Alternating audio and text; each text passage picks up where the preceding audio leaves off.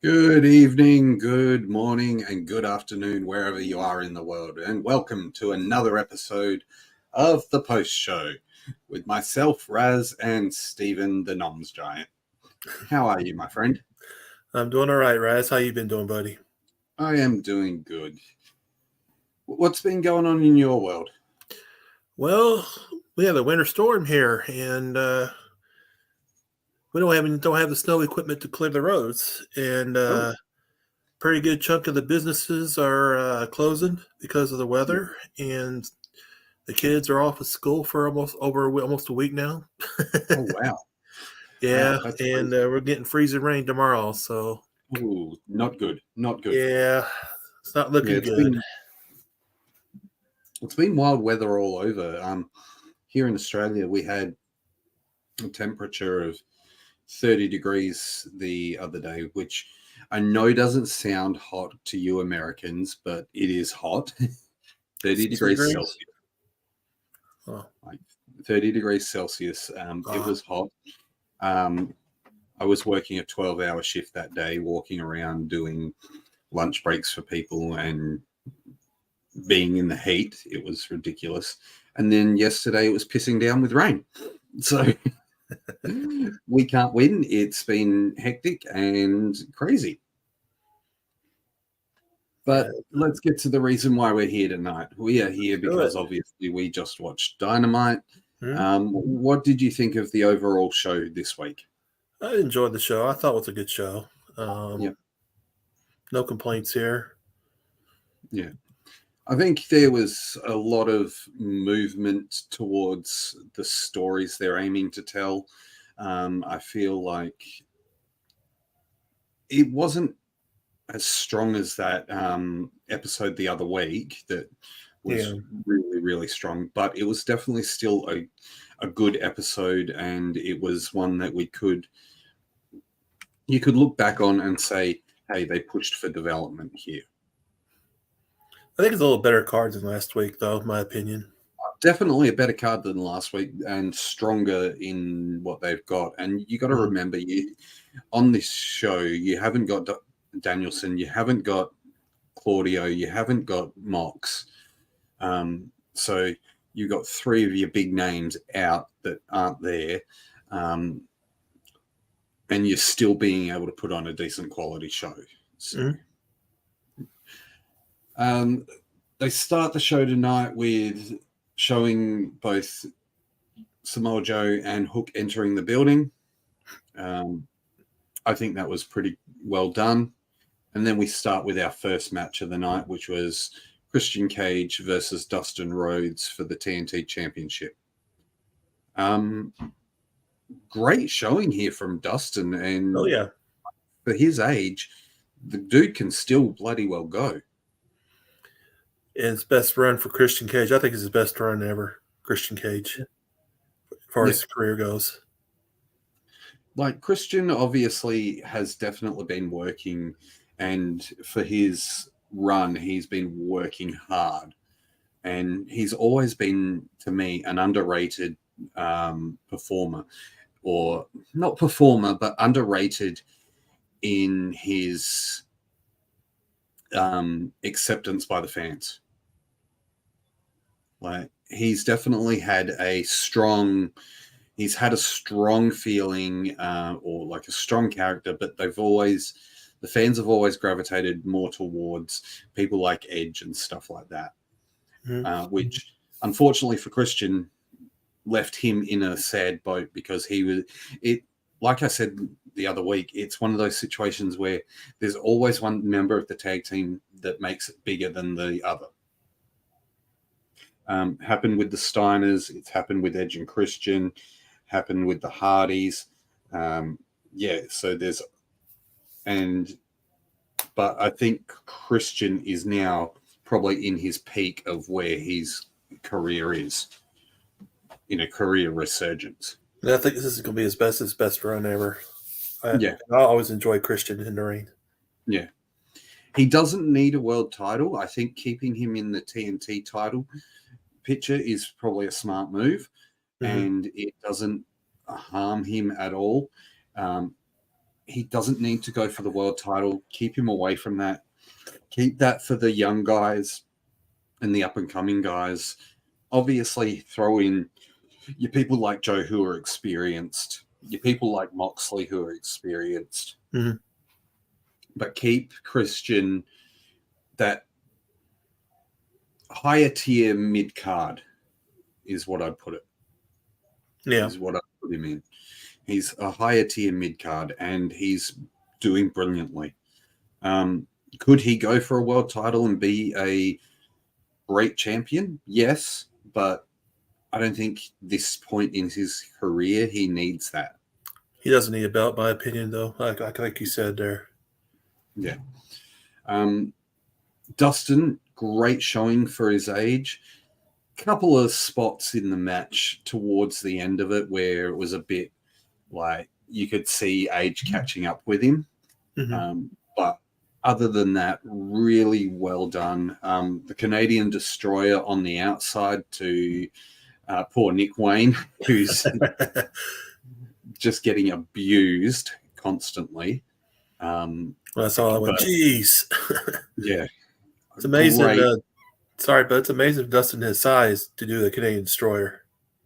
Exactly, man. Like the fact that he's learnt that over the years, like he would never do it back in WWE, but now he's taken the time to learn a new move and something that puts a shit ton of strain on your body It because does. Yeah. you're flipping, you're taking a brunt of the actual move itself. So you're not just relying on the person that you're going with, the opponent, to take the brunt of the pain. It's you taking that as well. So I think he's done really well, and I'm happy to see it. So Christian obviously retains the belt. We didn't get any like symbolism of who's next challenger or anything like that. I think it's going to be Edge. You reckon? You reckon Copeland's going to challenge for it again? I think it's going to be Copeland at Revolution, probably. I can see it happening. Or do we get Killswitch turning on Christian again? Probably afterwards. Afterwards? Okay. Cool. But next segment was Swerve backstage talking about how he wants to get to the AEW Championship, how he has eyes everywhere, how he's defeated Hangman twice already, doesn't need to do it again. Much for muchness, this segment. Man, what was up with Swerve with the makeup, man? Jeez. I think they're pushing they're going to give him a character where he is looking like he hasn't slept for 6 months. And it's not a bad thing. No. It could work. Who knows? I'm not one to argue with it. Like, I'll give it a go, see if it works. If it works, it works. Yeah. Oh, excuse me. Sorry.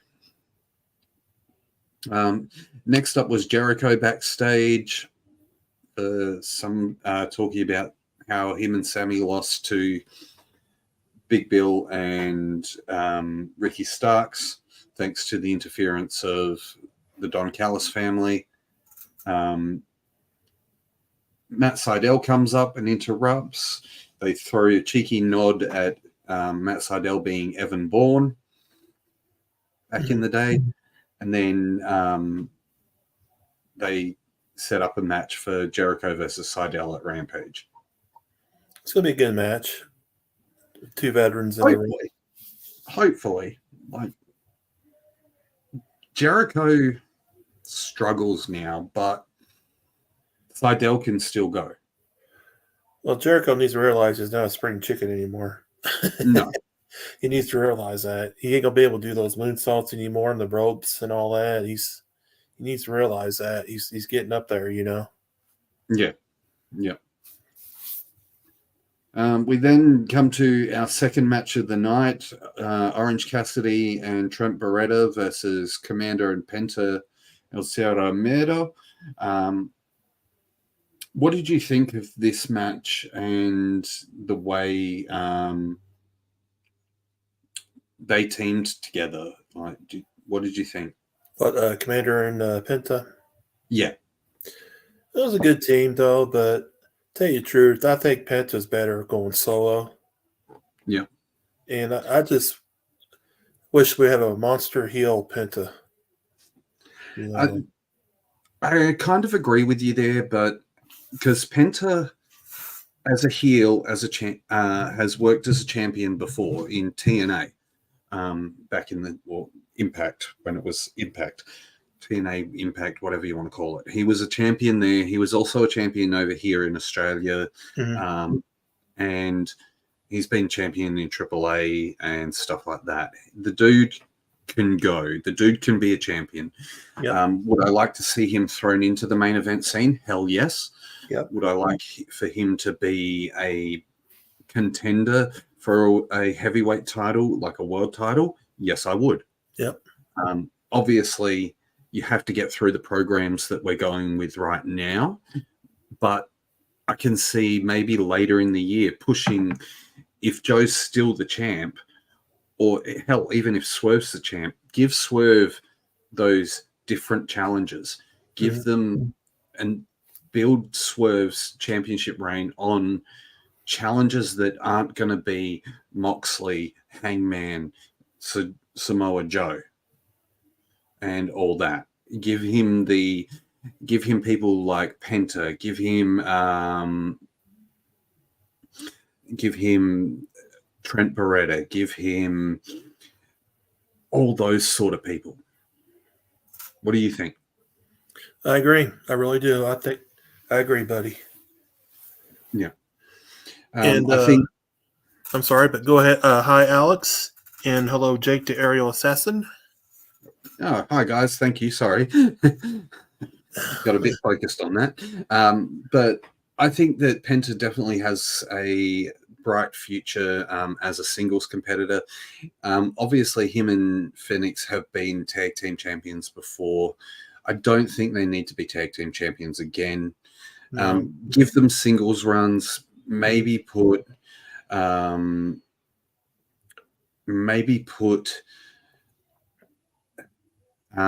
Phoenix in a program around the TNT title, rather than the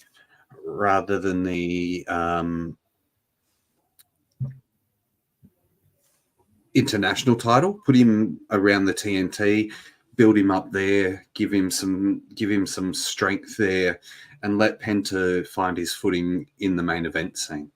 Yeah, he's been in tag matches for way too long in AEW. Yeah. Solo. One thing I'll say on this is, like, we got Trent scoring the pinfall in this match on Commander. So I thought we were setting up Trent Beretta versus Trent challenging OC for the title, or even OC just being like, you know what, I get up there and I get it, you're up there, have a go. ABJ with the comment of have Penta turn on Ray and break them up and go solo. Yeah. Or even just have them go separate and let Penta move up. Yeah. But push Ray to the TNT title, because that way it keeps Cassidy out of it, and Cassidy can deal with people like Trent, people like Chuck, people like Roddy, and all that sort of stuff. Well, the reason why Trent has been in single matches is Chuck has been injured with an ankle injury. He had an ankle brace on. They're a tag team, much like Top Flight, who unfortunately have suffered injuries and have lost out because of those injuries. I think that the best friends could have been a decent set of tag team champions, but because of the injuries, it's cost them severely. We next, at the end of the match, ABJ says Penta and Ray versus each other is like Kevin and Sammy and Johnny versus Ciampa. It's always amazing. Yes. Yes, I agree. Yeah. Yep. You could, because what you could do, in my eyes, you could have them both go separate ways, but then Ray is like, well, I'm a champion too. Let's go. Let's see who's better between the two. And you have the TNT versus the World Heavyweight Championship. Alex with the, I mean, they don't need to have them attack one another because the tag team betrayal is getting old with AEW. If it's a mutual split, it's better for them. Come on, Alex. We got to have storylines, man. We need it. But even with a mutual split, you can still have a story. Yeah. You can have a story of, I'm going my way to do what I want to do. and to what I want to achieve. He's right. They did try it with them previously, and it sucked. It works better if they just go for a mutual split rather than them trying to challenge each other, or the betrayal situation. That's in my eyes. Tell you the truth, though, I don't know what's the idea of having Alex at ringside. Alex Abernanis at ringside, their manager. He is the Mexican manager. He's like Sonny Ono. He's like Sonny Ono of really AEW. Not doing anything for him, to be honest with you. Not very much. Just Sonny Ono would manage all the Japanese wrestlers, all the Samoans, and this is what Alex Abrahantes is. He is the guy who manages all the Mexicans and the people from around the South Americas. C. Henry with Ray Phoenix was an international champion at one time. Yes, he was. Yes, he was, and then he got injured. Yeah, copped a fucking brutal injury. But yeah, it was a bad injury too. Alex says, if they fight, I can see them fighting each other for title supremacy or a tournament bout, but not like a rivalry. So, yeah, you could do like if Ray had become the TNT champion and Penta becomes the world champion, you could have a match with them just to see it, not necessarily title versus title, but champion versus champion. You get the Brett versus Owen vibes. Sort of.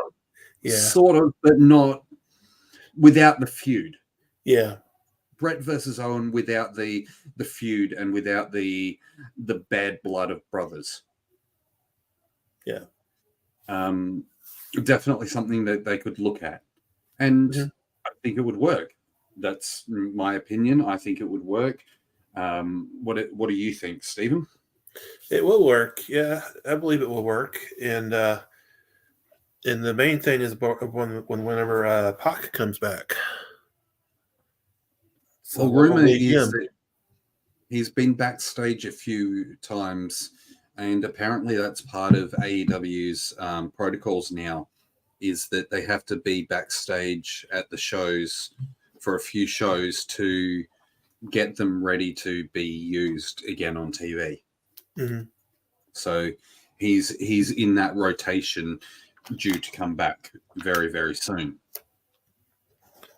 And I hope he stays healthy. Because so far he hasn't been as of late. Yeah. As Alex said, no rivalry is needed for Penta and Ray to have banger matches. He's not wrong. No, he's not. He's not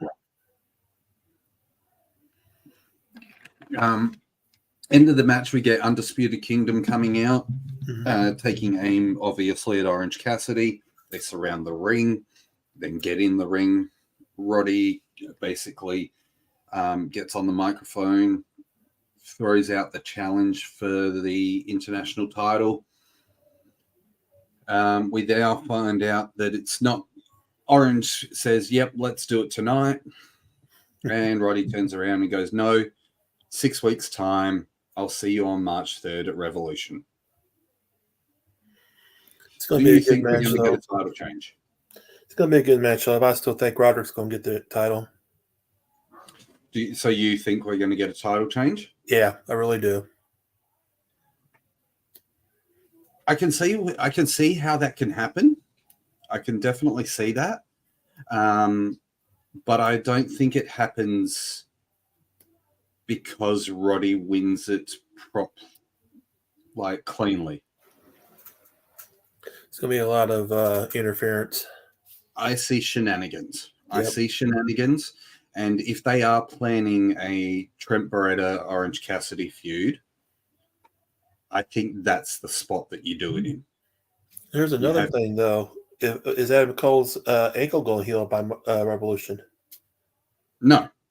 No?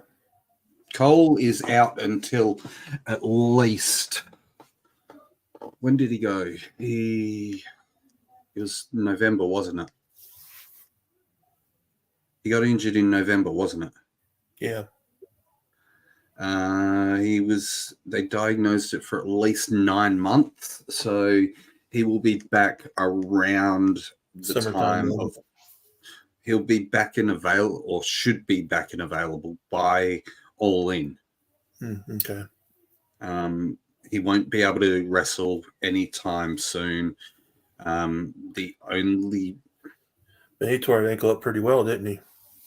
yeah, he fucked it completely, to put it nicely. Wow. I don't see him being involved. I see him being involved in stories, but I don't see him getting involved in matches and working a match at all for at least another 4 to 5 months. Could probably do a Roderick Strong gimmick. Yes and no. Like, I think he'll kind of be like Eric Bischoff was to the NWO. Mm-hmm. Oh, piss off, you stupid fucking bot thing. We got a bot in the Twitch. Yeah. Let me see if I can get rid of that. Should be able to.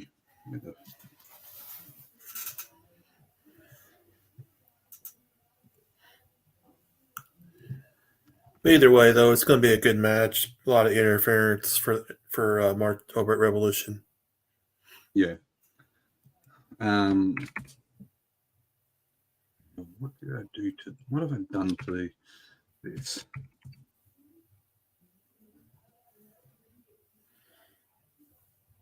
Screw it. I can't get rid of that bot. So yeah, just ignore it. we're not gonna play on that. So yeah, just ignore it there. Yep. Alex says he can see him interfering but not doing matches, and I agree. I definitely agree. I think Roddy is obviously going to be the champion, the international champion at Revolution, but I think it's going to be done the wrong way. Mm-hmm. Alex says, like, I can see him, Adam, hitting Orange with the crutch, costing him the title. Could happen. Possibly. After that, we had Hangman backstage doing his part for the feud going further. Nothing really super fantastic on that. No.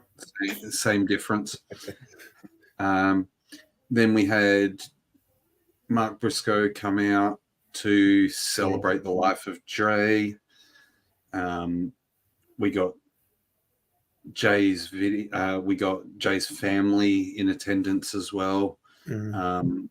We got the news that Jay's daughter can actually walk, and obviously she came out to the stage. You could hear it in Mark's voice that he was struggling through that. Like, he was struggling so hard, and I felt for him. I felt for him in that. Like, yeah, he lost his brother. He almost lost his nieces, and here they are 1 year later, being able to be out on TV, like his nieces being able to be out on TV and walk again. Like, obviously they've lost their dad, so it's a hard situation for them. But I know that the Briscoe legacy will always go on from the respect Tony Khan and AEW do pay to fallen wrestlers. Yeah. We've seen it with Brody Lee. We saw it when they did a tribute to Bray Wyatt, even though he didn't even work in the damn company. They did a tribute to Terry Funk, and yeah, AEW shows respect for those that they know or that deserve it. and that the legacy is there. The video package as well, seeing the video package for the Briscoes, that was another thing that tugged at the heartstrings. It's hard to believe it's been a year. And it's hard to believe that's been a year. Yeah. And in the same year, we lost Bray Wyatt as well. So yeah, and Terry Funk. So like 2023 was a sad year in regards to wrestlers who passed away. So, yeah, it was, and it was really hard for Mark. You can tell, on the mic and all that. It's also it's great to see his Jay's daughters walking. Yep. 100%. And I know they've got the support. They've clearly got the support of AEW. They've clearly got support of family. As ABJ said on his stream, they are a God-fearing family. They are people of faith, and for them, faith has worked. Yeah. It may suck that they've lost their dad, and it may be hard for them. They're still here and they can still celebrate his life. Mm-hmm. As C. Henry says, as much as Tony Khan gets a bad mouth, he truly shows great respect for the wrestlers and their families. Agree. Yeah. TK is one person who gives a shit about the wrestlers, and he knows that they're not just an entertainment product. They are actually humans too. Yeah. He does get respect for the wrestlers and the families, but only if he could just shut his mouth on social media. If he would shut up, and concentrate on his own product. Look, yeah, Alex. I mean, he's a respectable person until he goes on Twitter. Or yes. Yeah. See, you see my point. The thing is, I can understand Tony's frustrations, and I can understand why he's doing it, venting it on social media. But at the same time, I understand why everybody wants him to shut the fuck up. At times, Al. At times. Yeah. Like, the dude has brought us a company that is completely obviously the number 2 wrestling promotion in the world. Mm-hmm. And he has worked his ass off to be a company that is number 2 in the world. TNA tried it previously. They did the exact same fucking thing, except their boss didn't go on Twitter and fucking throw rants. But TNA tried to be the anti-WWE. Yeah. ROH never really went for it, but they were always an alternative to the clear number 1 and the distant number 2 in TNA. Here, we've got a clear number 1 and a clear number 2. And TNA is clearly number 3. In some people's eyes, they see TNA more as a number 2, but I don't see it. Well, this depends on how they're going to do, if they can pick up some more talent. So far, they've been picking up some good talent as of late. They've picked up some good talent, but I think they still suffer with themselves. And we can only see what 2024 brings them. If 2024 brings them a new standard and a new way of being, and they put on exciting shows, put on exciting matches, and they can create some buzz around their company, then so be it. Good on them. And they're bringing back their TV show too, Explosion. Oh, okay. Yeah, cool. They're bringing that back. Oh, wow. There you go. That's good. But we're not here to really dwell on TNA. Sorry. No, that's fine. Don't be sorry. It's okay. You know what happens in this show. Yeah. We start talking about one thing, and then 15 million things come along.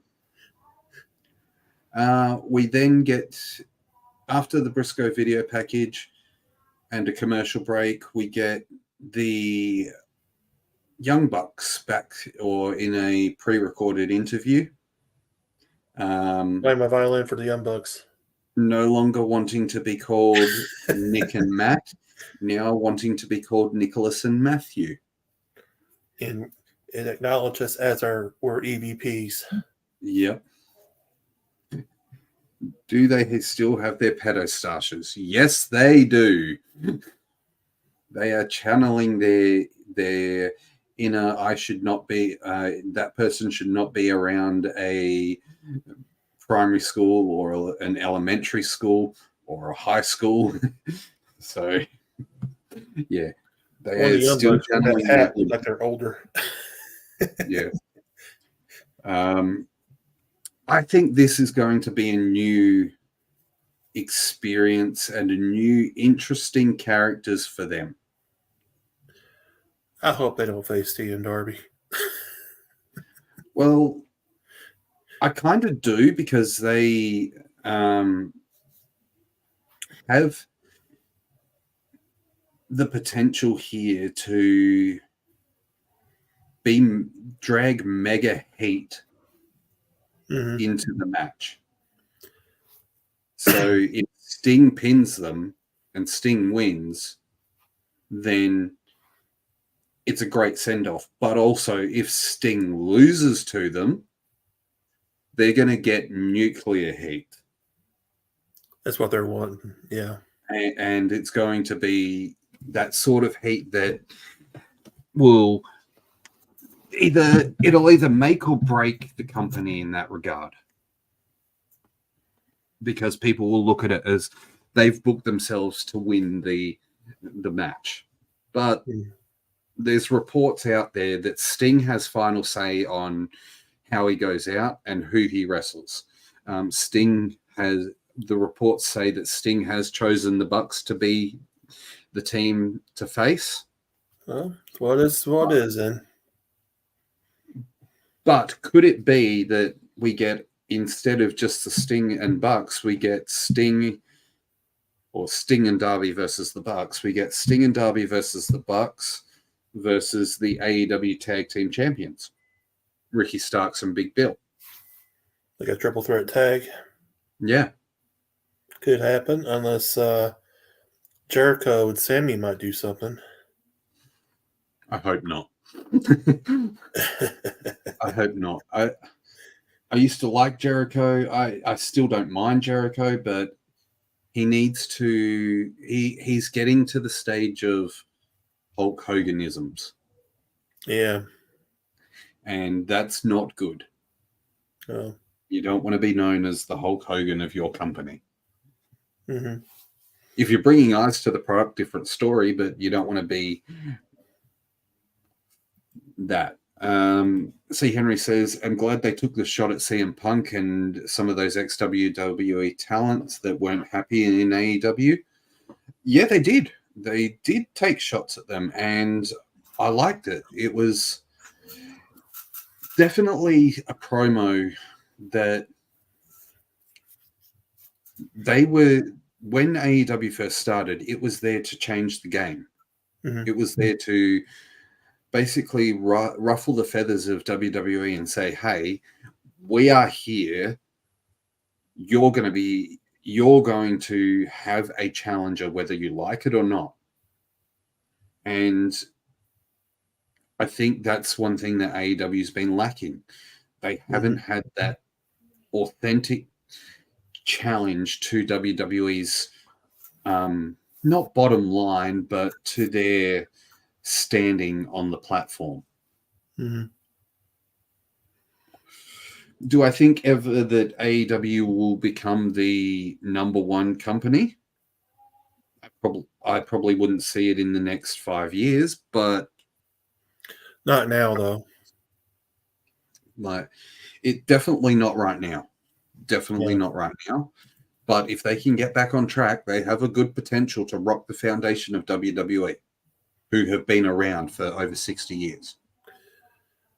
But it's there's a lot of great indie talent across the country. AEW should scout. And Tony said that he's going to be looking at a lot of free agents this year. He's going to be looking at a lot of free agents. Doesn't care where they are and what company they were in. He will bring them, if he can bring them in, he'll bring them in. And anyone who is on his current roster that doesn't want to be there, he won't keep them there. Yeah. Which, in my eyes, smart business move. If you don't want to be in a company, say so and piss off. Give your spot to someone else. Yeah. Like, if you want to go somewhere else and you want to lose out, or you don't get the push that you were getting in AEW, then so be it. Mm-hmm. But when you fail and you can't succeed and you can't make a name for yourself, and then you try to come back, don't expect the same push that you got because you left the company. Yeah. You left. You made that choice. People were shitting on the fact that have shat on Tony Khan for the fact that Nick Nemeth hasn't signed with AEW. Yeah. And to be honest, I think it's a smart bloody move on Tony Khan's part not signing him. But for the record, though, that TNA would be a good spot for Nick anyway. I think TNA is a better fit for Nick. Mm-hmm. I think he fits there a lot better, and he has a lot more chance to showcase himself. Yeah, he's got a match with David Finlay in New Japan, and he's also got a match with Matt Cardona in GCW coming up. Yeah. Cardona is another example of a guy who left WWE, or was removed from WWE, has made a life for himself outside of WWE and doesn't need to go back to that company. He came to AEW for a 1 or 2 off thing, and look at him now. He's making millions. He says he's making more money doing indie talent than WWE. Yeah, because he can work anywhere he wants to, and he can do any character he wants to. The man's enjoying himself, and he's having the time of his life. Yeah, he's a dude who's gone from being an overrated lower mid-card guy to one of the biggest independent wrestlers in the world. The dude has stepped it up. He's put in the work. He has definitely put in the work. And he's earned his spot. He's earned his money. C. Henry says, a lot of these ex-talents think that because Triple H is in charge, they'll be pushed to the moon. You're not wrong. You're not wrong. The problem is nothing else has changed backstage. No. The only thing that's changed is that Triple H is in charge underneath Endeavor. It's still the same WWE system. Triple H is starting to get the Tony Khan problem. Got all the talent, but where's the TV time they're going to use him? He's got talent that he's brought in, and how many of those experiments have already failed? Top Dollar and the Hit Row coming back. Or as I like to call them, the shit show. They failed. Karrion Kross has been a blunder from day fucking one. Now I hope Cross and AOP would be doing something with those three.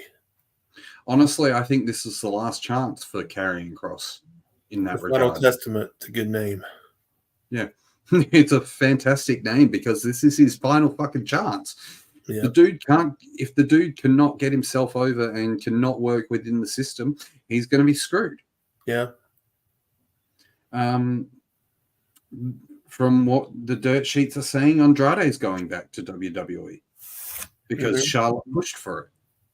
Charlotte pushed WWE to go for him. I think he goes back and he suffers the same fate he got thrown into before.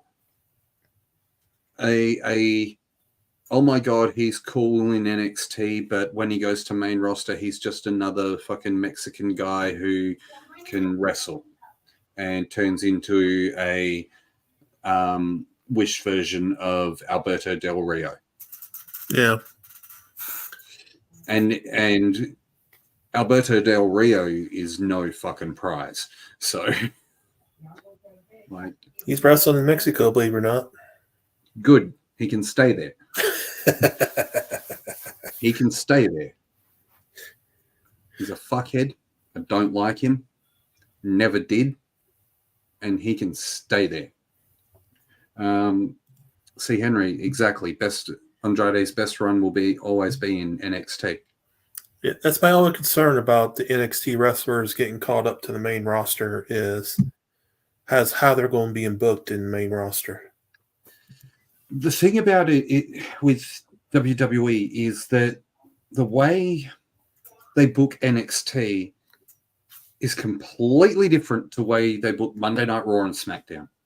Main roster. NXT, you've got chances to showcase your guys. You've got chances to showcase your guys and girls, and to build their characters week after week after week. When you bring them up to the main roster, WWE main roster fans don't give a fuck about NXT.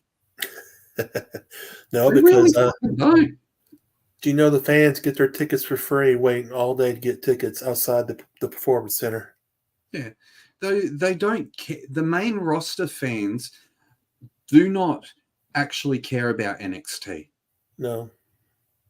When NXT had Black and Gold, different story. You had people like Adam Cole, you had Shinsuke, you had Samoa Joe, you had Finn Balor, you had Sami Zayn, you had Kevin Owens. It was people who you could invest in and you could build stories around. Now, there's no one really there in my eyes, and I've looked at the product that I can see really making a push to the main roster. Even Bron Breakker, I don't think would fit well in the main roster. Well, there's one, but I don't think I think she'll be ready within a year or so. You see her wrestle in AEW and other promotions before is Blair Davenport. Blair Davenport. The budget version. The budget version of Jamie Hayter. Yeah, pretty much. I like her in the ring, though. Yeah. She's great. She's great in the ring, but very much a budget version of Jamie Hayter. Yeah, that's true. And it was funny how they brought her back just before Jamie Hayter returned last time. Like a mask vignette. Yeah, it was kind of funny. Yeah. Alex says the only one I see getting pushed to the moon would be Bron Breakker, but they'll flop it. Exactly. C. Henry says, in my opinion, the Black and Gold era was successful because it was only a 1-hour show, and the I'm sorry though. I don't see anything about Bron Breakker in a tag team with Baron Corbin. I'm sorry. I haven't watched them team up. So I can't comment. But I know. I just thought I'd mention it. To me, the only thing that Bron Breakker had going for him is that he is a relative of the Steiner brothers. Yeah. Or he is related to the Steiners. I don't see NXT building the stars like they did back when you had Shinsuke, you had Kevin, you had Sammy, you had Finn, you had Joe, you had Andrade, you had Adam Cole, you had Aleister Black. Yep. You had, like Gargano and Ciampa. Like Gargano, Ciampa. When Gargano and Ciampa came to the main roster, did anybody care? No, not at the moment. It's fucking lackluster. Because you say something about Braun, and then I random 2K23 and immediately got him. Well, they're concentrating on pushing the Creed so much. Sorry? They're concentrating on pushing them Creed brothers so much in the main roster. I don't understand the Creed brothers. I don't. I don't either. I don't see why they're seen in those two. Maybe they're looking at them as another version of the Steiners, a modern version of the Steiners. But I don't get it. But I just don't get it. I don't get it. Yeah. Shinsuke in a fine example of, he hasn't so much been ruined, but Shinsuke in NXT was a fucking masterpiece. Mm-hmm. You put him up on the main roster and gave him that feud with AJ Styles, and that was fucking brilliant. You gave him the main event of WrestleMania, but what shit me was the end where he just fucking low blows AJ. Like, it made no sense for the character. No. Like, Shinsuke was a massive fucking babyface. He had a theme song that people were singing along to and was probably the number one theme song of the company. Next to, and a close second was Bobby Roode's. Mm-hmm. But we've got Rick Boogs playing a guitar. Yeah. Alex, I would have thought that Shinsuke would have been the one that gotten low blowed instead. And I do enjoy Nakamura's heel turn. His heel turn against Cody has been great. It's been great, yes. It's been great in that regard, but I don't see it working with anyone else. No. And that's where we suffer the Nakamura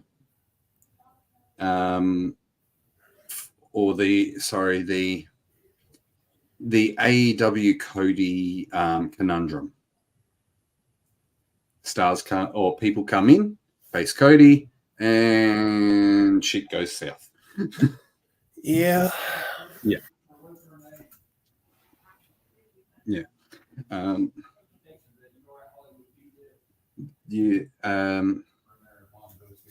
He says, because I would watch how AJ was in New Japan, and so it would have made sense for AJ to channel Bullet Club and then cheat to win.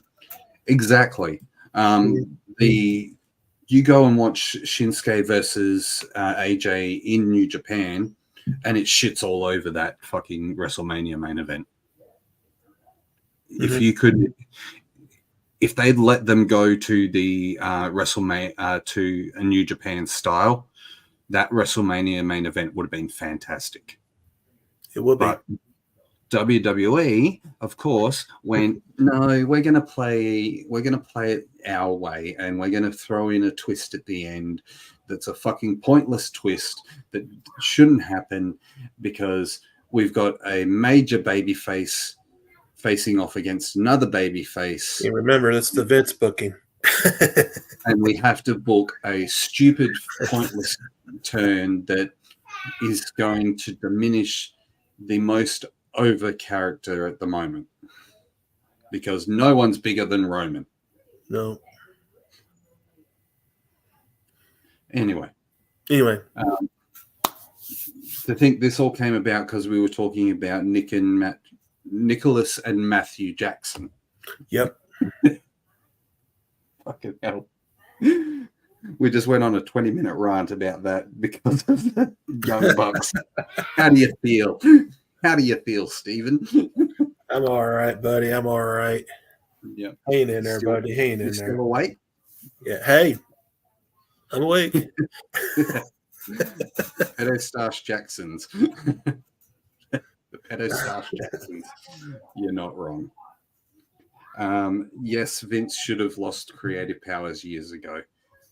And this is one thing, CM Punk's pipe bomb was true. If Vince was not in control, it went to his son-in-law, but we're seeing now what his son-in-law is doing. And his son-in-law is suffering the fate of Vince McMahon teachings.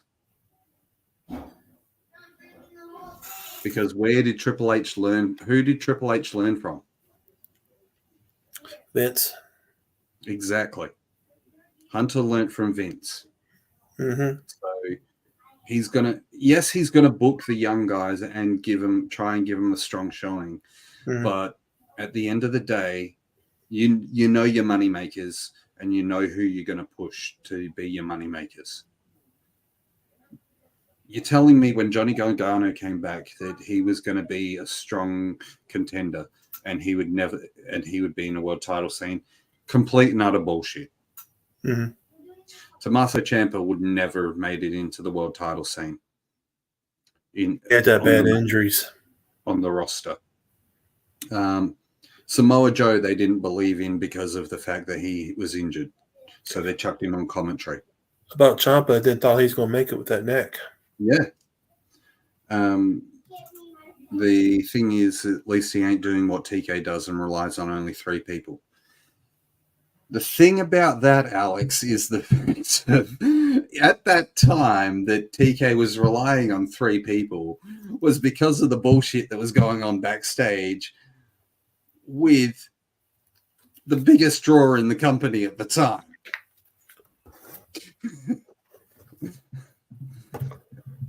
The biggest draw in the company at the time had caused fucking drama. So Moxley had to come back and be like, well, fuck it. I'm carrying the banner for this company for the next year and a half.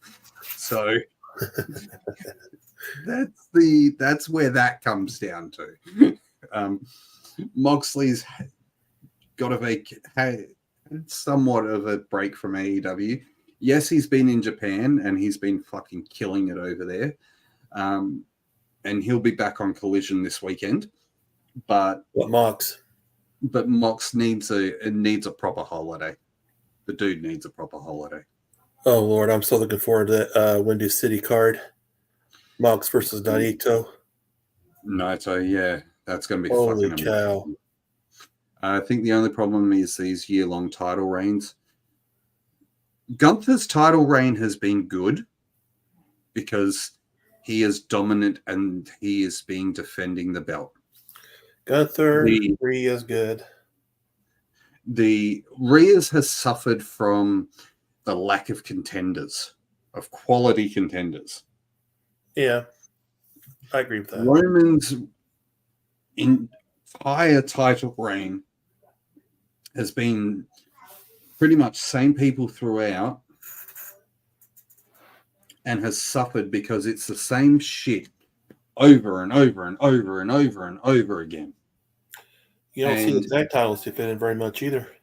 And with the fact that he's not going to be fucking wrestling at Elimination Chamber, means he's going to be at WrestleMania 40. So if he's not dropping the belt anytime before WrestleMania 40, he ain't dropping the belt until SummerSlam. Yeah, Roman's not wrestling at Chamber in Backlash.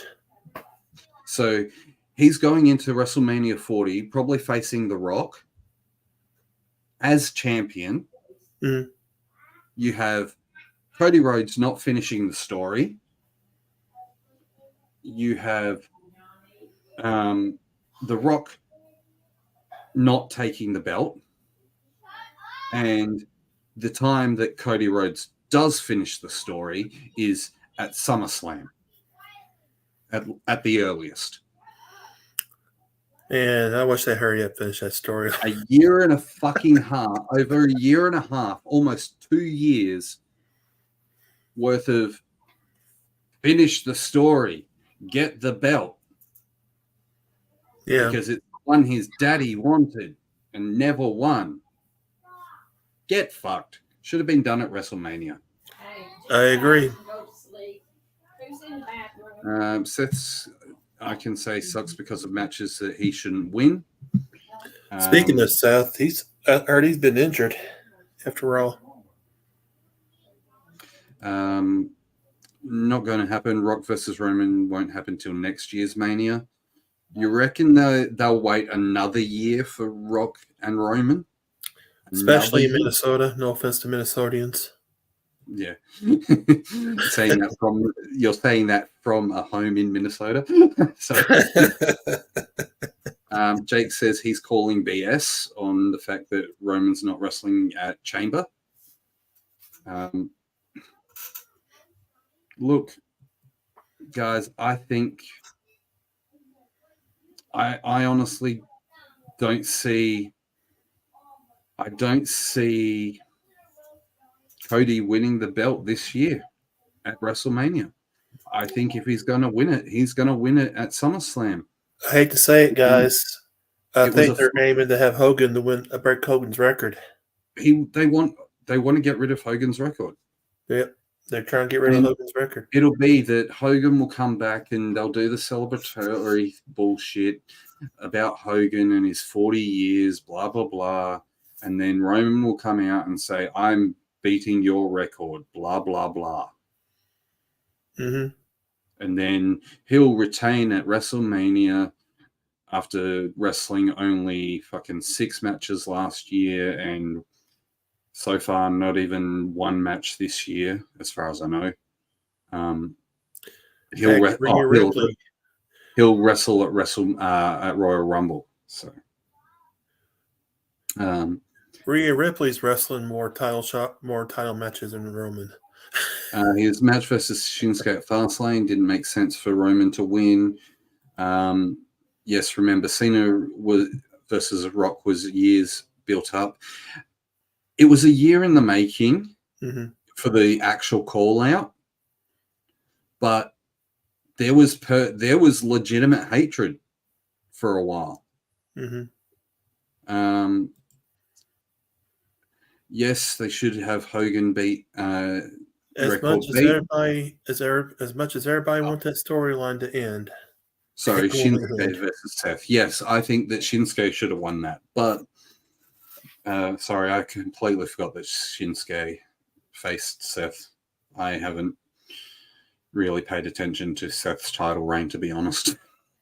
Me either. Jake says, I think they're waiting till we get closer to the Chamber to advertise Roman. Then we get Rock versus Roman. Roman beats Rock. Cody takes the title from the guy who beat The Rock at WrestleMania 40.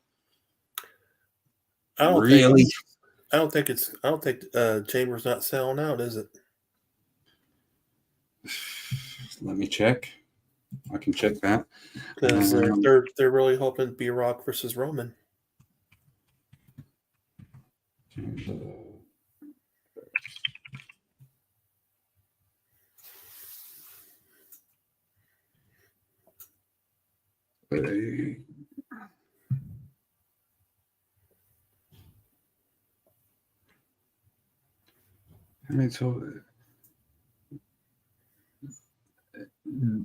PW Insider has been told that there is already 45,000 tickets sold. So, yes, but it's selling, but that's still not a sellout for that stadium. Hogan saved a woman's life 2 days ago. We're not going to get into that. That's something completely different. Jake, as far as your comment goes, go ahead. Yep. I'm sorry. No, you say. records meant to be broken. As far as Hogan, you said because Hogan is I'm not going to say it, but that's his own doing. That's his fault. But records meant to be broken. Yeah. Alex says, bro, last man standing match where Seth went through everything and still got up, and Shinsuke takes one stomp and loses. Yeah, see, bad booking from bad creative. Yeah. Jake says, having Roman breaking Hogan's record is just because he is a racist is a stupid reason, and that WrestleMania 40 does not need The Rock. No, WrestleMania 40 doesn't need The Rock. WrestleMania 40 needs the fact that it's the 40th fucking year, mm-hmm. and it needs to be a celebration of 40 years of the company's legacy. Yeah. It needs that. It's more important. It's really more important. It needs to be history. It needs to be moments. It needs to have segments dedicated to matches that happened previously, and the stage essentially needs to be lit up with Macho versus Steamboat, Warrior versus Hogan, Bret Hart winning his first title at WrestleMania. Mm-hmm. All that sort of stuff. It needs those moments. It needs to encompass the whole 40 fucking years of WrestleMania history. Mm-hmm. C. Henry said, exactly, records are made to be broken. It needs to have a new champion crowned. You're not wrong, but I don't think it's going to happen. You can easily do Rock versus Roman at Chamber in Australia in front of 70,000 fans with Roman beating Rock.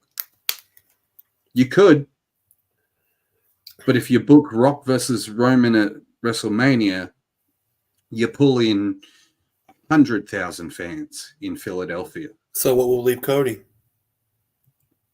Exactly.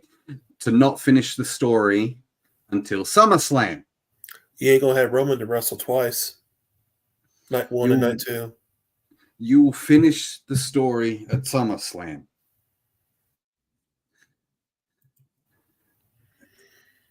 And C. Henry asking Jake why it would be stupid.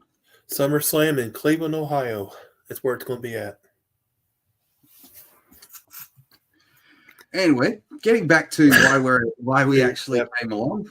Okay. Let's do it. Next match of the night we got was the Bullet Club Gold versus the Mogul Embassy in a 6-man tag match for the ROH tag team titles. Mm. Bullet Club Gold have new theme music, and I fucking hate it. I didn't like it either. It's fucking terrible.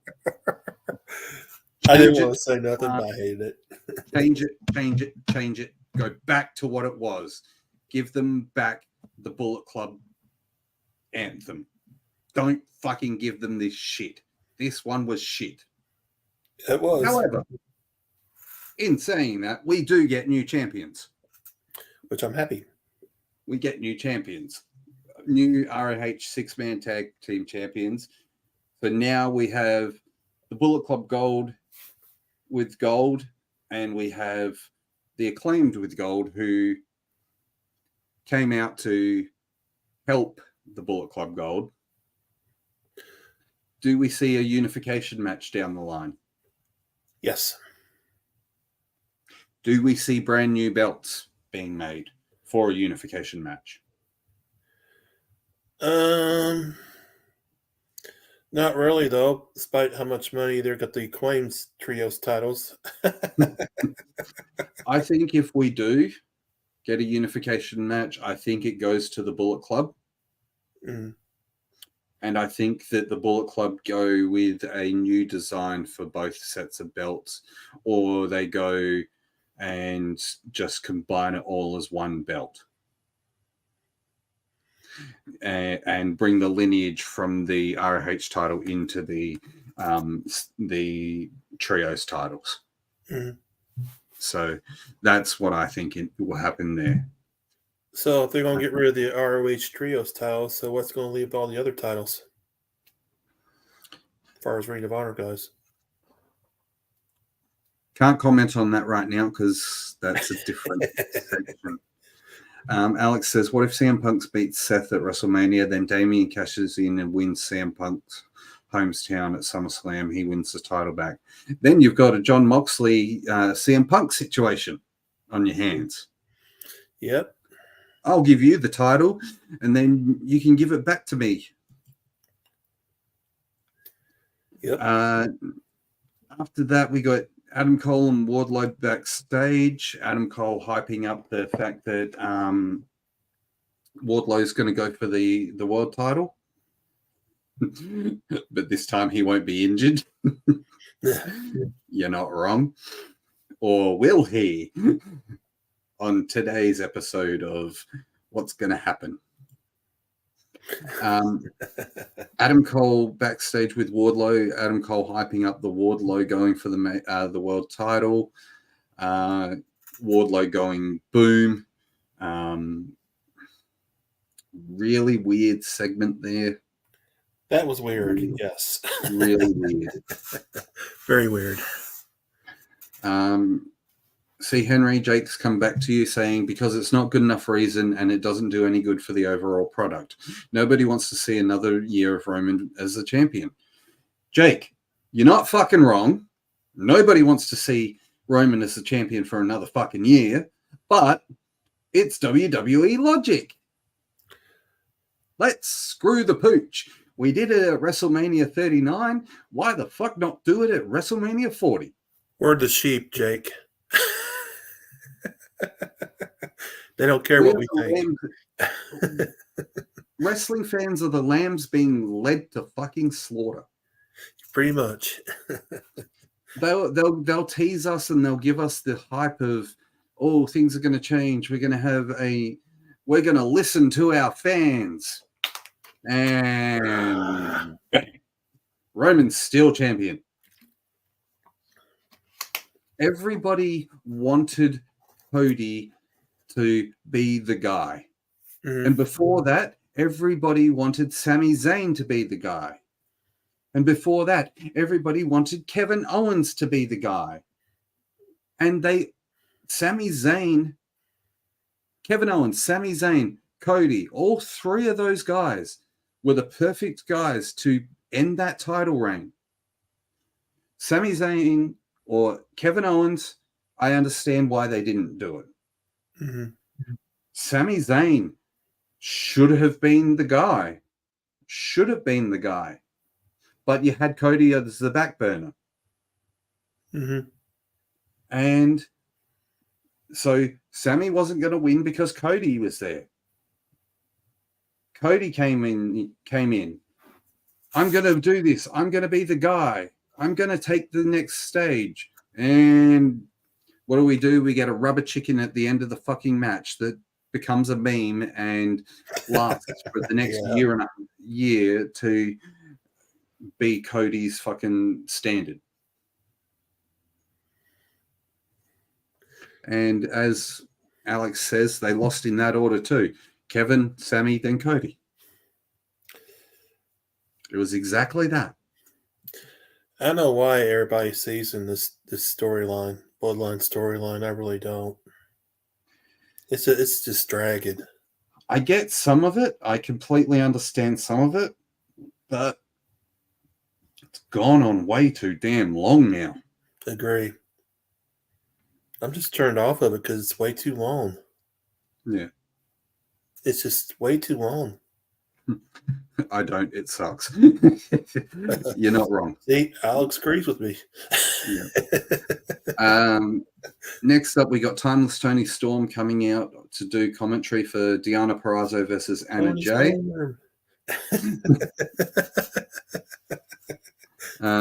Jimmy leaves, then betrays Jay. Then he's all good to go back to the bloodline. What the fuck? Yeah.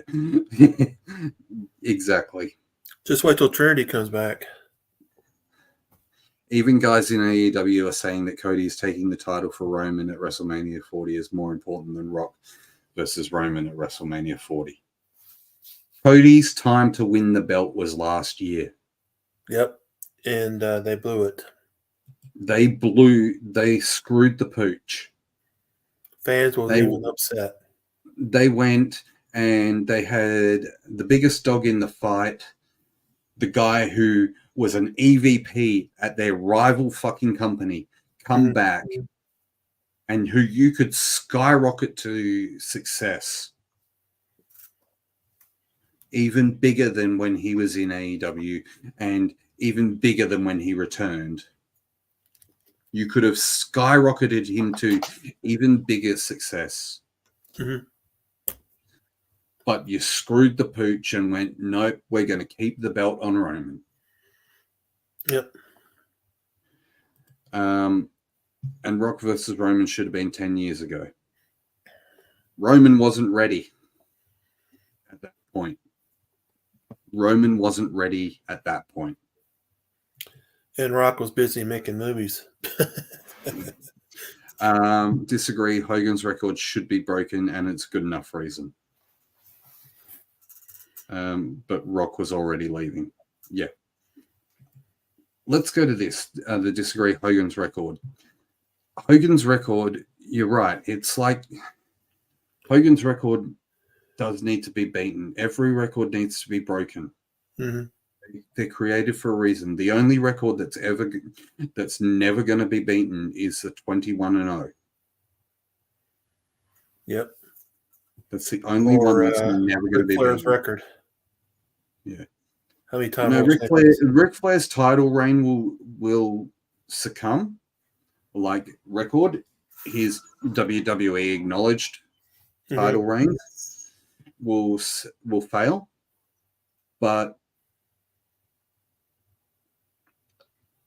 Hogan's reign needs to end because they don't care about Hogan anymore. Yes, Hogan put him on the map, but they've moved past him because he's old. He's made comments that he shouldn't have been making, and he's no longer a big name that people care about. As far as the old school wrestlers like Bruno and Bob Backlund, the reason why they had so many days with the title is that they don't have very much matches, title defenses. And not only that, they were wrestling around the country for technically just different promotions. They were working different territories at the time. They weren't just working the same territories, the same people. They were going, you had Bruno going and facing people like Dusty Rhodes or the Nature Boy, Buddy Rogers, and all that sort of stuff. Like, so you had them actually going to different territories defending the belt, not working the same roster year in, year out. And only the top 3 guys or top 6 guys in your company. Jake says The Rock is going to have a busy Hollywood schedule around April. That's why it makes sense to do the match at Chamber. How do you know that? Do you have an insight to The Rock's like calendar, Jake? Because if you do, I want to see it. I want to see The Rock's calendar. C. Henry says even Bruno's record can be broken.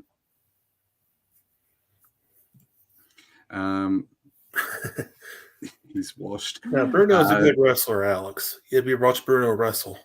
Yeah. Vince was so creative back then, he could have got someone else to be a star. Not wrong. But back to the Tony Storm match or commentary. That's where we're at. Yeah. So timeless Tony Storm on commentary. Once again, brilliant. I love what they did with her and Ian Riccaboni, her calling him Shivani and saying he shaved and all that, and he looks good and he's glowing. That was really good. We had Deonna Purrazzo versus Anna Jay. Deonna obviously winning this one. Renee gets in the ring and interviews Deanna. Deanna goes on about how that they have history and that they're actually that they used to be really close friends, and then says that she hasn't met the virtuosa.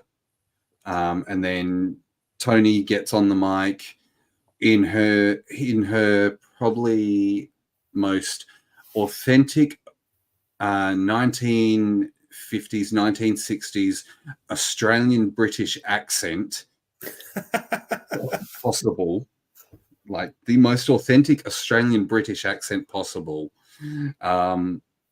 Bogan accent at that, or as you guys call rednecks, just berates the shit out of Deanna Purrazzo, and then says the lines of chin up, tits out, and watch out for the shoe, and then throws the shoe at them. Like, Tony Storm is a fucking character and is doing brilliantly.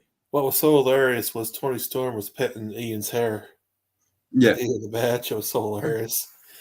Tony Storm is a fucking character, and I am here for it. She has done amazingly with building this character. Yeah, and Dion said the promo saying that she's the best technical wrestler. Yeah. I figured Serena Deeb would come out after saying that, after Deanna saying that.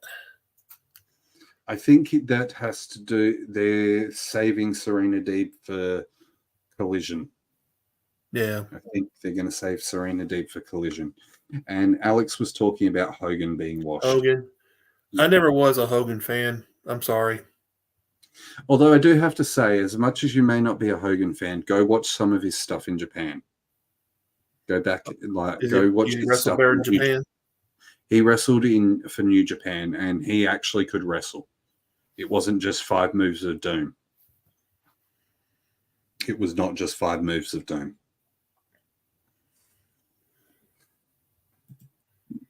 Best technical wrestler. Let me see her versus Trinity and see what happens. Or see what happened. No comment. I'm Trinity not a fan. Probably could outdance Deanna, but I don't know about technical wrestling goes. I am not a fan of Trinity. I have not been a fan of Trinity. However, I understand why the belt was put on her, and I understand why she gets over as she does. We're going to see her in the Royal Rumble, but it's a different story, though. Her contract is up at the end of the pretty close. I think it would be. She's got more contracted dates than what is being let on. Yeah, because I think her contract expires sometime next week. She has more contracted dates than what they have let on. Her contract may expire, but she has contracted dates to fulfill. Oh, okay. Then maybe not the Royal Rumble then. Yeah. There is a possibility she might show up at Rumble, but she still has contracted dates that they need to fulfill. And they still have a chance to re-sign her before she does end up signing with WWE. If she does go back, good on her. That's her choice. Yeah. I didn't want her to go to AEW. I don't think she's a fit there. So no. Next up, after the Tony Storm situation, we had Private Party versus Top Flight. Private Party gets a win. Sorry? Crappy finish. You reckon it was a crappy finish? Yeah, Top Flight, yeah. That you're holding the rope at the end there. Well, Private Party got the win. Yeah. I was surprised that Private Party got the win. I thought it would be Top Flight, but me too. I'm kind of happy that they gave it to Private Party. I think that it's good to see Private Party back, and that we need to definitely, this is going to help reinvigorate that tag team division, because you're going to have guys like Top Flight, you're going to have guys like Private Party, and all these tag teams coming back in and reinvigorating that tag team division, which is one thing AEW's always done well, is their tag team division. Slowly building private party heels, probably. What I actually want to go back to the Nicholas and Matthew Jackson segment. Mm-hmm. The one thing that was brought up was the ex-WWE guys, and I think, and they were saying how they're washed up. Do you think we get a Young Bucks versus not the Stashers again? Sorry, Alex. Sorry, I have to go back there. And we forgot Roderick Strong was Yeah, he was wearing the stash. He kind of looked like Luigi Primo. Yeah, but Roderick Strong's isn't really a pedo mo because it's not like shaved in the pedo style. But Roderick Strong's is like the 1970s bogan. He looks like Magnum PI. Yeah. Back in the day. Yeah. But do you think we get the Young Bucks aim if they can take out Sting? Do we look at them pushing then to be taking out the Hardy Boys? They'd be more like the Legend Killers. Like, do we move towards they're ridding the company of what they don't like or what they don't want to see, and this is why they've allowed Jeff to do his stabs at social media? Mm-hmm. Do you think this is all building to a Nick and like the Nick and Matt facing the Hardys down the line and them putting their careers on the line? Could happen. Yeah. Alex says, yeah, he can rock it and not look like a pedo. So, anyway, we next up got Sting and Darby in a video package. And Darby in that video package says that he wants the tag titles. I don't see it happening. No. Sting don't need a tag title. I believe that the Hardys can't keep up. You're not wrong. Matt can barely walk. Matt can barely walk, and Jeff trying to do a, the part where Matt's on the ground and Jeff leaps off him. Yep. Yeah, I saw a video of that, and it looked horrendous. He can barely do that. Yeah. We got the video package for Darby and Sting. Darby saying they want the tag titles. I don't like it. I don't think it should happen. Sting doesn't need a belt. Sting's been around for fucking a long time now, almost as long as WrestleMania. Mm-hmm. But let him go out. Let him retire. And move, if you have to, move him into a backstage role. Like, if you want to keep the guy, keep him in a backstage role. Yeah. Or I agree there. Bring him on as a general manager for the show. Either that or whisper Tony Khan's ear as far as creative go. Yeah, throw him into creative, get him in there talking with the boys and seeing what gets over. Yeah, let him speak his mind. Next up, we got to the main event of the night. We have no more commercial breaks left. We have no more ranting about WWE left to fill the gap. We get to, we have plenty more to rant about, but we're not going to. Hook versus Samoa Joe for the AEW World. Alex says, I do. Does it say WWE post show? Alex, get a camera. Get a camera. And when I can sort out my Twitch, inbox me and I will get you on the show. Or and go on YouTube with us there instead of Twitch. Yeah, you can come and have a chat on. Yeah, and we can do a show, something like that. C. Henry says, I hope AEW doesn't do a Hall of Fame this early. It's too early. They won't. It's too early right now. AEW won't. AEW, I think if Sting won't go into an AEW Hall of Fame. I think if they TNA did it way too early. TNA did it way too early in. Oh shit! We're gonna get cancelled. Bombing on I'll the second thought. WWE. Don't get a camera, Alex. No, you're fired.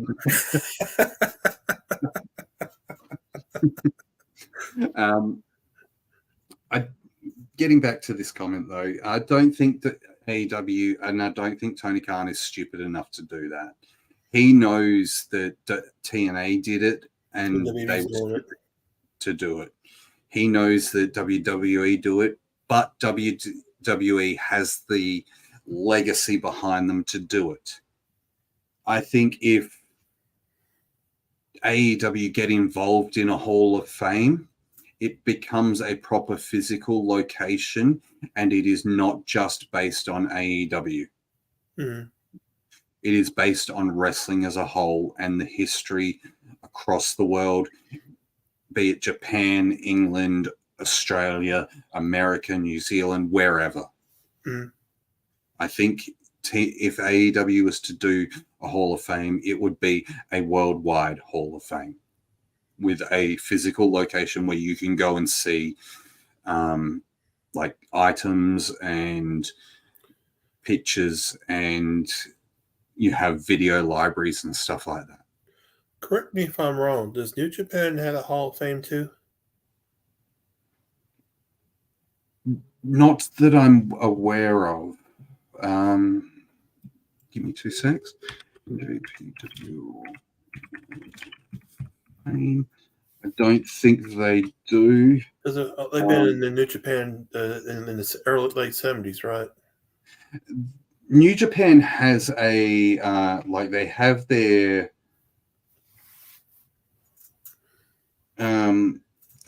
it's sort of a Hall of Fame, but it's not, because it's more they recognize the length of people's careers. Mm-hmm. They have what they call the Greatest Eight Club, the Greatest Club, which has people like Inoki and Muta and Yamamoto and all that sort of stuff. Yeah, Satsumi Fujinami and yeah. It's not a Hall of Fame. It's more like what they did with Wrestle Dream. It's in the memory of, or it's in the like a memorial to the career of a certain wrestler. Mm-hmm. It's or the greatest wrestlers. They don't do it as WWE does it, like the class of 2014 and shit. Yeah. They just take their greatest wrestlers and have them listed as their greatest wrestlers. Yeah. Then, but we get to tonight's main event, Hook versus Samoa Joe for the AEW World Championship. Man, that spot with Joe throwing Hook on that table, jeez. That fucking table spot was insane. And that table was not supposed to break, clearly. No. I went, jeez. I bet if AEW does get a Hall of Fame, the first person is Brody. You're probably not wrong. Well, sure, it's like it'll be Punk and Cody. I think it would be Brody and Sting would be your first two. The last person for the first Hall of Fame just says Cody's AEW career. Look, they referenced Cody last week. They referenced Cody. So AEW is not afraid to reference the competition. They're not afraid to say who was a previous champion. Yeah. They're not afraid to go that someone's worked somewhere else. WWE, on the other hand, is very much that. They're afraid to say that someone else has worked somewhere else. Yep. Anyway, back to our main event. Please, yep. Hook got fucking nailed on that table. Yeah, he did. That table spot was insane. I saw that and I'm like, holy fuck. So Hook needs a chiropractor. And then the power bomb onto the ring apron as well. Yeah. I was like, good Lord. I loved the fact that this match wasn't just Joe squashing Hook. It felt very, towards the end or after the match, it felt very Undertaker, Jeff Hardy title match. Yeah. Title match sort of style where Joe was coming, or where Taker came back into the ring and then just fucking beat the shit out of him. And then Joe did the exact same thing, but then Taker earned respect for Hardy because he took that beating. Mm-hmm. I think that's similar with what happened here, but to a different level. Joe retains the belt via choking Hook out. Yep. I think it was a really good match. It wasn't just a squash. I think that Hook definitely has a bright future. He may not be a champion now, but he definitely has an opportunity in a few years, over the next few years, to build himself to be a bloody big contender, or he has a chance to take an excursion to Japan or Mexico, build a name there, become a AAA or CMLL champion, or in New Japan being the light heavyweight junior heavyweight champion, and then eventually stepping up the way Ospreay did from being the junior heavyweight champion up into the heavyweight division. And it's the most time I've seen Hook wrestle three. You don't see Hook wrestle 300 pounders. Somebody wrestle 300 pounds. Once Hook gains some weight, he'll be a top player in AEW. And this is where I think his age right now, he has that opportunity to gain the weight, gain the experience by doing excursions, by going to Japan or Mexico and going places other than WWE, and still working AEW, but building himself a profile. I'm going to call it right now. His contract expires this year too, is it? Sorry? His contract expires this year too. I believe so, yes. A lot of contracts expire this year. There's actually a lot of contracts that expire this year. Some won't get renewed, some will. His dad wants him to go to E. I think if Tony Khan's smart, he re-signs Hook. Yeah. But he lets him go off to Japan and he lets him build himself a name out of himself. It would be smart for Hook to do that, though. Go to Japan, learn more of his craft. A talking point from this past weekend was the fact that Jungle Boy turned up in Japan.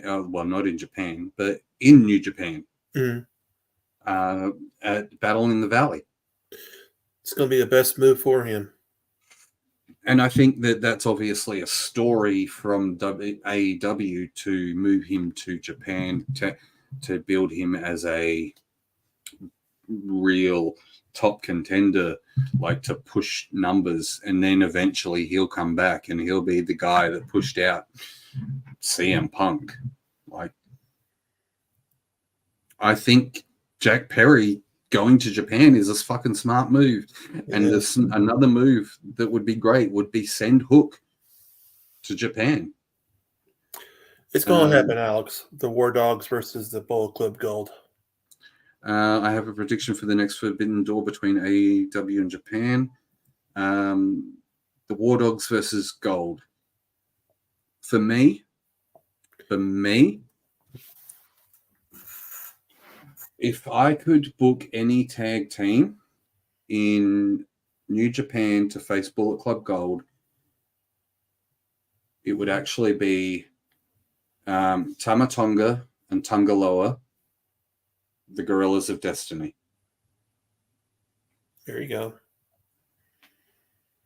If you want to see a War Dogs versus the Gold, I'd rather have see Jay White versus David Finlay 1-on-1. And that's what Alex just said. I'd Beat me rather to see it. David Finlay versus Jay White. Yep. Yeah, you're not wrong. That is another quality match that needs to happen. Yep. Speaking of that, David Finlay's gotten himself into a shape. Yeah. I think Tama Tonga will end up in Impact. Yeah. He'll go in Impact. Impact be a good fit for him. Sorry, Steven. It's all right. Everything cool? I clicked the wrong button. It's all right. I clicked the wrong fucking button. My bad. So Tama that's, Tonga, go ahead. I think he'll end up in Impact. Yes, there was rumors last year that him and Hikuleo were being talked about by WWE, but I don't think he will go there for the schedule. I think he will go to Impact and stay in Impact and become a big player in Impact. WWE can't sign all the bloodline now. They can't get them all. You'd like to see the Gorillas of Destiny versus the Lucha Brothers? That would be a good match. That would be fantastic. Yeah. I think if Tama Tonga was to come to AEW, he needs to feud with Kenny.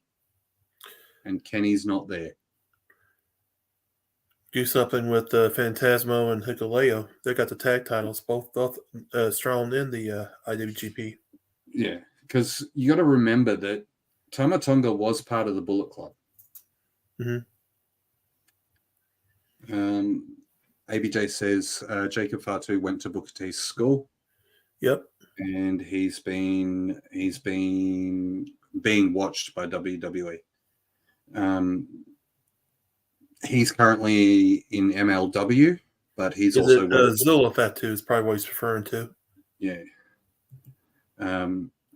He's currently in MLW. He worked the New Japan show. Fun fact. Just left MLW and Lance. Yeah. MLW has actually just signed a partnership over here in Australia, which if ABJ looks on his Discord, I posted in there under the indies section that where is it? Let me find it.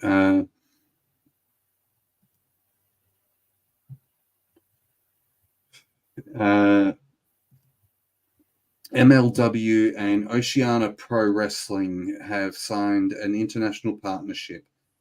In exciting news that promises to break barriers in interpromotional collaborations, Major League Wrestling and Oceania Pro Wrestling have officially announced a partnership.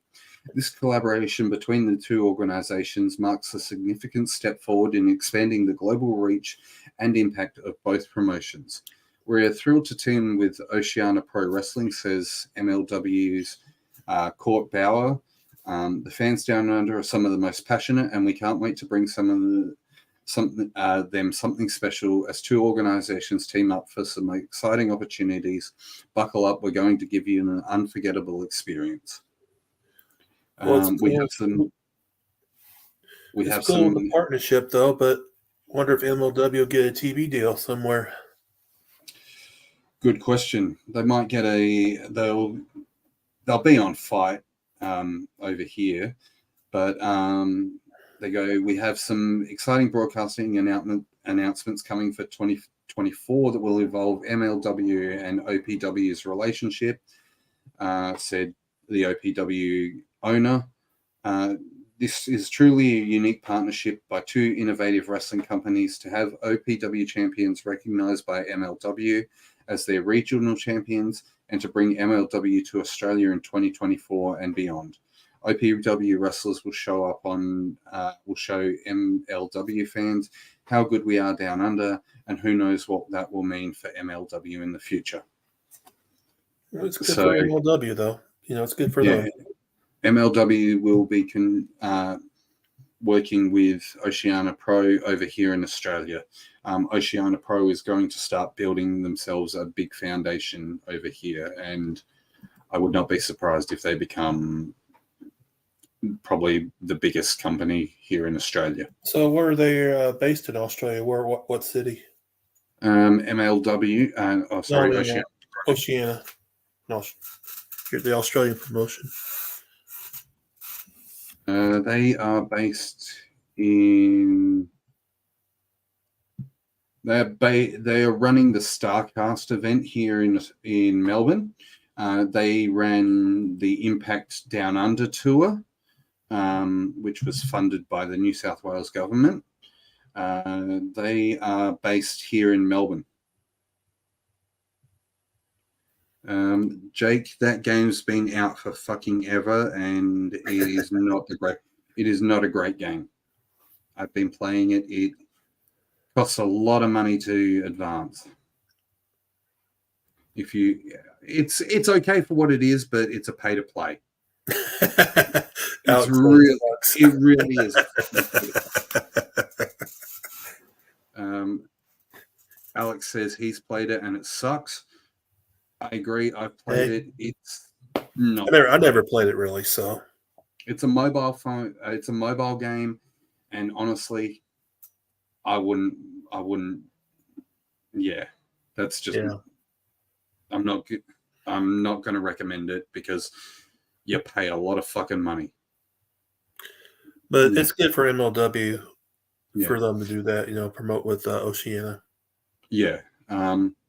Oceania is going to become one of the big companies in Australia, which is a good thing. And we need more companies recognizing that Australia is a market that you can come to and you can have people like come to your shows on a regular basis. Yeah. If you bring people to if you bring your company to Australia, we are going to come out. We are going to come out because we are so fucking starved for good quality pro wrestling. Mm-hmm. Jake says it's not the best game, but it's good for what it is. Alex says it's like Adventure Capitalist, but somehow sucks more. C. Henry said, is any AEW game good?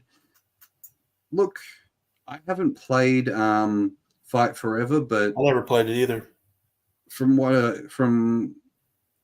when ABJ was playing it and showing us, there was good parts to it. There was glitches from time to time. It kind of doesn't have that replayability, which is what you need. Jake says Fight Forever was good when it first came out, but got boring after a while. Exactly what I said. It doesn't have the replayability They released, in my opinion, they released it too early. Jake says he's surprised it got a second season. It was always in the plans, but let's not go there. But all around, though, Dynamite is a good show. I enjoyed it. Yeah, Dynamite. The ending, I think it should have been Hook getting up by himself, not Hangman coming out to save him. However, I understand in the moment of the story why they had Hangman out there and then why they had Swerve in the crowd. Yeah, I still don't understand why Hangman, he lost to Swerve twice. But you've got Joe there now realizing that not only was MJF a marked man, but so is Joe. Joe is a marked man. He's not the only one that that like MJF is not was not the only marked man. Mm-hmm. Yeah. All in all, I thought this Dynamite was a good show. I wouldn't rank it like an 8 or a 9. I'd definitely rank it about a 6.5. I give it a 7. Yeah. I'd rank it a 6.5. I'd have to say the main event for me was the best match. I think that they've still got areas to improve. I did notice that the camera at one point the camera guys did not give a fuck and they showed the empty seats. Yeah. Yep. But I also think that Tony Khan is at the point he doesn't give a fuck either. He's just trying to put on a good promotion and put on good quality matches. I'm sure Tony Khan will whisper in the cameraman's ear, say, "Hey man, don't show those empty seats." I think what they need to do, and this is me looking at it at a business perspective, not as a businessman because I'm fucking not, but book the smaller arenas. I agree. I was getting ready to say that. And when you sell out those tickets, move it to the next level venue. Either that, like you said, I would do Dynamites and Collisions as smaller arenas and do pay-per-views at the bigger arenas. 100%. Or if you know that you're going to have a special episode like Winter is Coming or something like that, move them to the big stadiums. Move the pay-per-views to the big stadiums or the bigger arenas. You book out a Japan, like the New Japan show. It looked fantastic. Mm-hmm. Terrible fucking lighting, but it looked fantastic. Yeah. Yep. Terrible lighting, because AEW can easily fix that, but book that sort of venue. Book a smaller venue. Yeah. Book the smaller venues. Get your crowd intimate. Get them fucking hyped. You have a hyped crowd. It looks packed. People are going to pay attention to your product, because then you can move. Once your product is picking up the momentum, you're gonna keep pushing those doors further and further open. Either that or cut the ticket prices some, because I noticed when people try and get I checked when Dynamite and Collision in different cities, as far as their ticket prices go, they want at least $300 to $500 a ticket for front row and second row seats. $500, $600. When WWE's charging $2,000 a ticket for front row. Yeah, and that's for a Collision and Dynamite. Yeah, but WWE's charging $2,000 for front row at Raw. Yeah, that's true too. Well, that's people buy it though. I know we can throw the old adage of, if WWE can do it, why can't AEW? But at the same time, AEW is not on the level of WWE quite yet.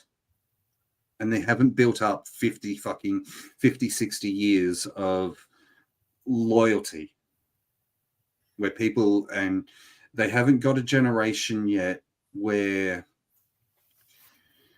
the Attitude Era, you had the 18 to 34-year-olds, the guys, and those have now got families. They're bringing their families. AEW hasn't had that opportunity to have that. Mm-hmm. This is what AEW needs to get, is they need to get that opportunity to get that. Have their 18 to 34-year-olds that don't have families yet, that are just getting like a hardcore wrestling, not necessarily hardcore wrestling fans, but build the momentum. And then when they get to having the families, that's when you'll have the families start to come out and stuff like that. Mm-hmm. It takes time. when for years up until the 90s, most of your wrestling did not have families at the show. It was men and young, it was younger men and maybe some women at a show. Mm-hmm. So AEW needs to book smaller venues. Yep. Save the bigger venues for the pay-per-view, and make sure the pay-per-view is worth you booking those bigger venues. And not only that, though, AEW needs to improve on promoting the pay-per-views. Yeah, and know, they don't promote locally. This yeah. is another problem that AEW has, and I'll say this because when I was in London, I noticed when the promotional poster went up for All In. Mm-hmm. I noticed when the promotional posters were up for All In, and it was only a few days out from the show. It wasn't months in advance. Mm-hmm. You need to get people going there into the town and just putting up posters. Go fucking old school musician style. Go old school musician style. Get some of the local guys that work there. Get them to work the show. Maybe a dark match, or maybe on the show as a fucking enhancement talent. And you go, okay, guys, part of your job is to put these flyers all around the town and promote the show, get us some radio time, try and help us promote this. Mm-hmm. You will get people paying attention. Go old school about your promotion and it'll work. You promote it on radio stations too and all that. Hear it on the radio. Say, hey, you can't just rely on TV, because in this day and age, TV is a medium that doesn't factor into the lifestyle. Mm-hmm. Back in the 90s, the 80s and 90s, TV was the go-to for people to watch. It was where people would sit down, have groups and of people come over to watch a wrestling show or hang out and have a party and watch wrestling and enjoy it. And it was Monday night, we're all sitting in the one room watching Raw or watching Nitro. But now we have streaming services, we have on demand. You can get people bootlegging it and doing live streams on fucking Instagram, and shit like that. We have so much more access to it. We can watch it at any point that we want. We don't have to consume the media when they tell us to. Mm-hmm. We can go back and watch it yesterday. We can come here, like tonight's episode, I could go back and I could have not watched it and watched it on the weekend because I have that access. Whereas back in the late 80s, early 90s, if you had to watch it, you had to watch it live, or you'd videotape it and then you'd watch it as soon as you possibly could. Mm-hmm. So the access we have to wrestling content today is completely different to what we had many, many years ago. I'm sure I know I'm giving away your age a bit here, Stephen, but I'm sure you remember. I don't care about things. I'm sure you would obviously remember like the first sort of cable system and the difference between live TV and V8, and being recorded and stuff like that. Yeah, I got an uncle back in the 80s. Got one of the big, gigantic, huge satellite dishes. Yeah. And I remember watching WWF on MSG. Yeah, and the closed circuit television, yeah. Yeah, yep. The closed circuit television pay-per-views and stuff like that. But now anybody can watch it from pretty much anywhere in the world. Mm-hmm. Like you could probably even go to a third world country and stream it if you've got a good phone. But you'll also probably get robbed. That's a whole different story. Yeah. Other than that, we are going to get out of here. It has been 2 hours of us talking about this show. It devolved into everything that we talk about. It's almost it's just as long as the whole Dynamite show. We are 5 minutes short of it being the Dynamite show. Thank you to every single person in the chat. C. Henry, ABJ, Alex, Thank you, Jay. guys. Thank you so much for coming in, chatting. If you like what you see, please click that like button. I don't want to be guys. I said to myself I'd never fucking do that, but here I am doing it. I appreciate every single one of you. If you like what you see and you like what you hear from us, come back again next week. We will be here again. Be glad to have you all in the chat, and we appreciate it. If you do want to join us, come join ABJ's Discord. I will put a link out. Where the hell is that link? Join the cult of ABJ. It is this link here. Come join the Discord. We do some good things in this Discord. We're welcome to have you guys. Yeah, you're more than welcome to join us, and it can be a good time. There's a lot of different things in there for everybody. So come and join and spread the love. I have been Raz. That has been the Noms Giant, Stephen. Once again, thank you, everyone. We will see you again next week. Maybe, depending on how things go, we might see you for a special edition of the post show in regards to New Japan and the New Beginning. When's that? The 20th of January. So, okay. A few days. We'll see how it goes, though. Yeah, we'll see. Thank you, guys. We're out of here. Take care.